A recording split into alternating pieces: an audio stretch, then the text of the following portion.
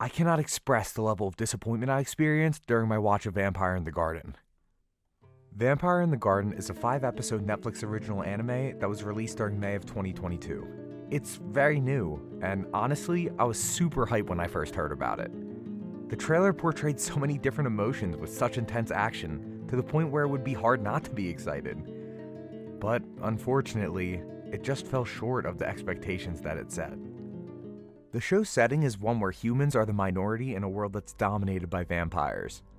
They've been at war for what seems like forever. Things are looking bleak, and tensions are constantly running high. We almost immediately encounter our protagonist, Momo, who's initially portrayed as compassionate and bubbly, but is seemingly unfulfilled with her trauma-filled daily life in the military. But unfortunately, there isn't much she can do, as she's the daughter of the army's head commander. On the flip side, we see our other main character, Fine. Fine is vampire royalty, destined to be queen, but she longs for something different. It's very clear how tired she is of the never-ending fighting and how she wants more out of life. There's clearly parallels between Momo and Fine.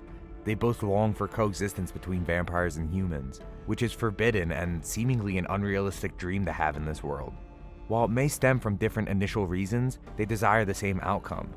Momo to escape this militaristic life that she's been unwillingly thrust into, and Fine to escape her responsibility to rule over the dominating race that is the vampires.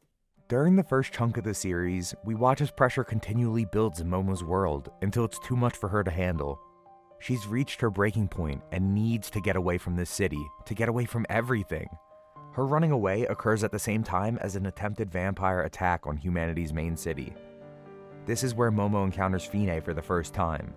Fine saves Momo's life from the other vampires, but she fails to save Momo's comrades and, more importantly, her love interest.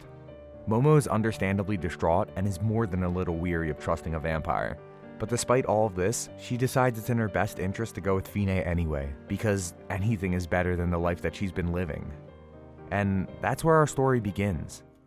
Now, Vampire in the Garden isn't the worst show in the world, or even that bad. It was just a major letdown. It was remarkably alright. Netflix has a bad habit of greenlighting shows with awesome concepts and amazing studios behind them, but with half the episodes that standard anime would have. See my Yasuke video for reference. Okay, I'm sorry. I wouldn't be surprised if most people who picked up the show dropped it within the first 2 episodes, because it just takes so long for the series to go anywhere. 2 episodes may not seem like a lot, but in this case it's almost half of the series. This begs the question, why didn't they just make it into a movie? I'm fully confident that they could have cut out bits and pieces and ended up with a close to 2-hour runtime that probably would have felt like a better watch. A movie format would have suited a one-shot story like this way better. It would have created an avenue to explore these ideas in one go without having to stretch them into a multi-episodic fiasco.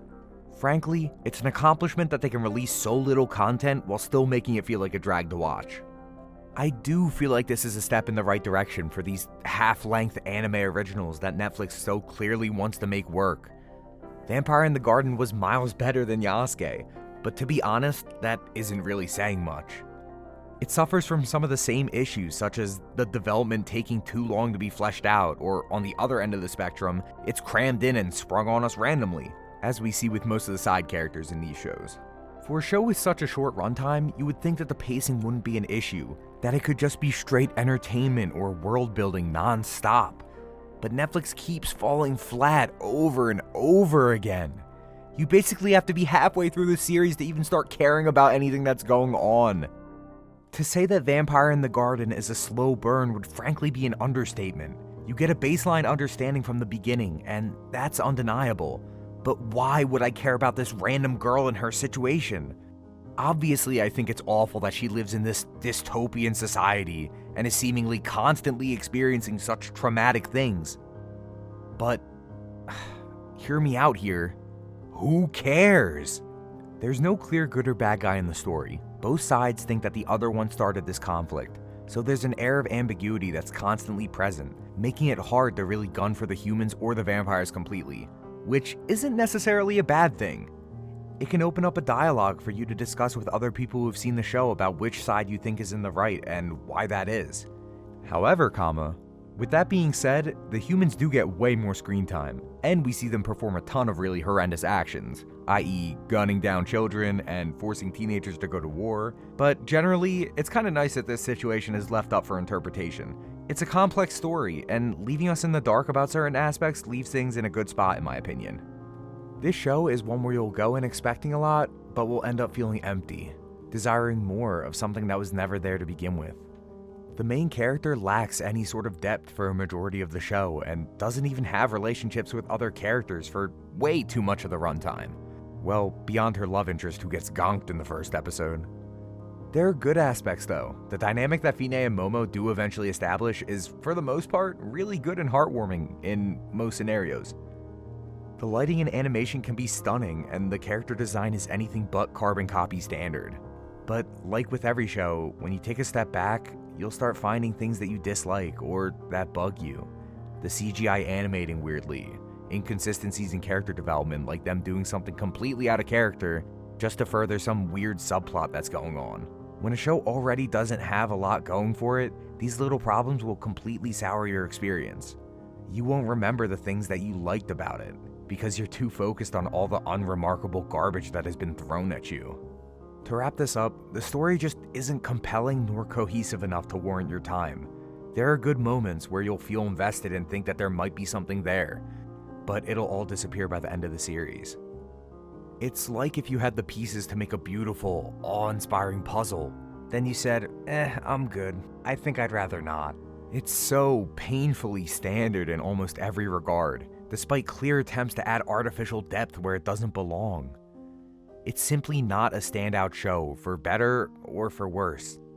Mediocrity is nothing new regarding Netflix original animes. Time and time again, they somehow turn everything they touch into second-rate garbage. However, Vampire in the Garden is a step in the right direction, and hopefully, is a sign of better things to come. Oh my god, look at these long-ass vampire arms. Monkey D. vampire-looking-ass dudes. I swear to god, of all the powers they could have given them, long arms were not on my radar. Hey everyone, I just want to say thank you if you made it this far in the video. I really appreciate it. Make sure you like, comment, and subscribe if you want to see more stuff like this. Do you agree with my opinion, or do you think it was a trash take? Let me know in the comments down below. Thanks again, and have a great day.